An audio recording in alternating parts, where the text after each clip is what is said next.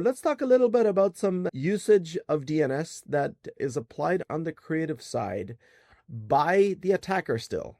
Yes, there are some ways. The well-known stuff is like DNS exfiltration or DNS tunneling.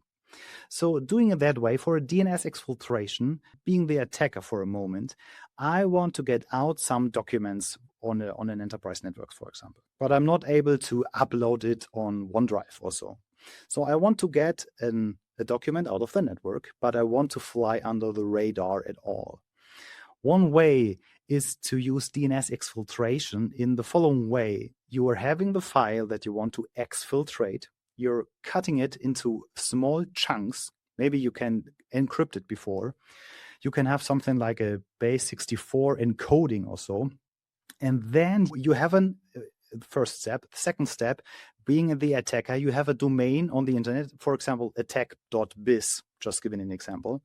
And now the malicious malware that resides on the internal network is querying the first slice of the document .attack.biz. So it's, for example, it's like, file 01, and then let's say the first 10 characters, .attack.biz, asking for the A record. So in fact, this is a DNS query, and this DNS query will reach the recursive resolver within the enterprise, and it will be forwarded, or it will be an iterative query to the authoritative DNS server. So the attacker does not run a normal authoritative DNS server, because the server will reply with an NX domain, but a tool on the server which captures all those DNS queries. And what's interesting at this part, you have named it creative part.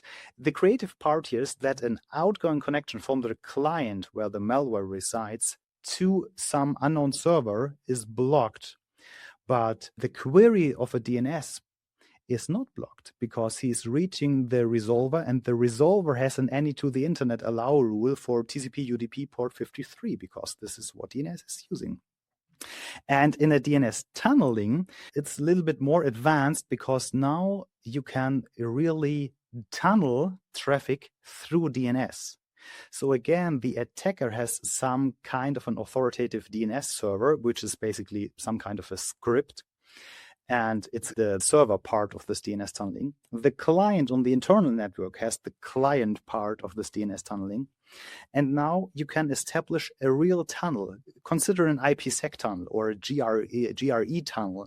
So you're encapsulating a packet, you're encoding it somehow, and you're asking something .attack.biz. This you will go through the resolver until the script on the authoritative name server.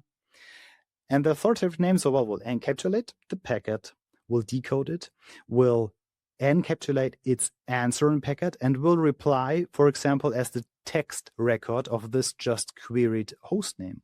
And the way will go back until the client. So again, a direct connection from this client to the unknown server won't be possible, but through the usage of DNS and through the usage of this recursive resolver, which has a allow rule to the internet, you're able to do a real DNS tunneling. And there are various tools out there, for example, DNSSteal or Iodine or DNSCat2. So there are various tools. They will easily be blocked by next generation firewalls because of their structure. However, I've just had a small conversation with the digital forensic incident response team at our company, and he said, it's quite common for malware to use DNS for exfiltration and DNS tunneling. They are not using the well-known tools because they will be recognized quite fast, but DNS tunneling is really a thing.